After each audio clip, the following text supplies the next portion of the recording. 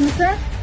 Hozir siz videoda ko'rgan holat aynan mana shu yerda yuz bergan. Ma'lum bo'lishicha 32 yoshli erkak 16 yoshli o'smirni biz turgan joyda kaltaklagan.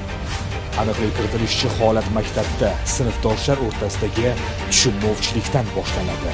Ma'lum bo'lishicha, o'quvchi yigit sinfdoshi bo'lgan qizni haqorat qilganligi aytildi. Shundan so'ng esa o'quvchi qiz bo'lgan voqea haqida ota-onasiga qo'ng'iroq qilib aytib beradi. Qizning ota-onasi esa farzandini haqoratlagan bolaning akasi bilan tortishib ketadi.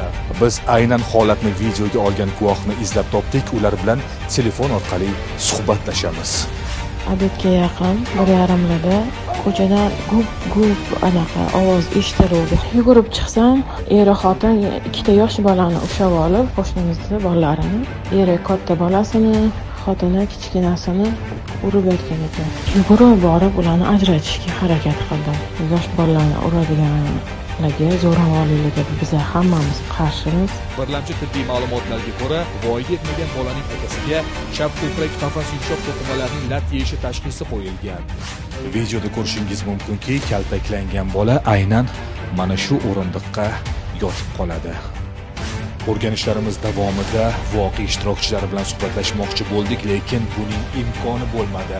Shu sababli har ikkala oila haqida ma'lumotga ega bo'lish uchun Habibiy mahalla fuqarolar yig'iniga bordik. Hodisa bo'lgan joyga chiqib o'rgandik. O'rganish natijasida shuni ayta olamanki, jabrlangan bolalar mahallamizda doimiy istiqomat qilib keluvchi fuqarolarimiz hisoblanadi. Shu paytgacha ular haqida, ularning oilasi haqida yomon ma'lumot eshitmaganmiz. Yomon bolalar emas ular.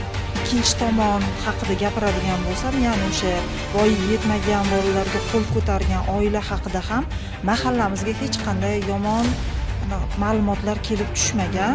Bu oila haqida ham hech qanday salbiy fikrlar bo'lmagan. Kichik tushunmovchilik shunaqa katta muammoga sabab bo'ldi. Hurmatli ota-onalardan shuni so'rab qolardikki, farzandlari o'rtasida qandaydir ziddiyat yoki kelishmovchilik bo'lyaptimi?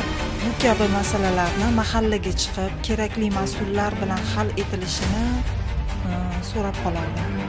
Mazkur holat bo'yicha sud ishi jinoyat ishlari bo'yicha Sergeli tuman sudida ko'rib chiqildi. O'smirni kaltaklagan hamda uning ukasini yelkasiga urgan ota-onaga chora ko'rildi.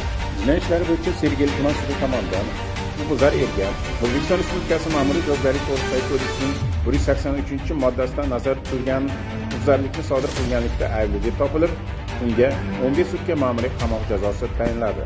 Huquqbuzar ayolga O'zbekiston Respublikasi Ma'muriy javobgarlik to'g'risidagi kodeksining 183-moddasidan nazarda tutilgan huquqbuzarlikni sodir qilganlikda aybli deb topilib, Ma'muriy javobgarlik to'g'risidagi kodeksining 33-moddasini qo'llab, bazaviy hisoblash miqdorining 1 baravari, ya'ni 340 ming so'm jarima jazosi tayinlandi. Birovga qo'l ko'tarish javobsiz qolmaydi. Bizningcha bunday tushunmovchiliklar kuch ishlatib emas, qonun doirasida tinch yo'l bilan hal qilinishi kerak.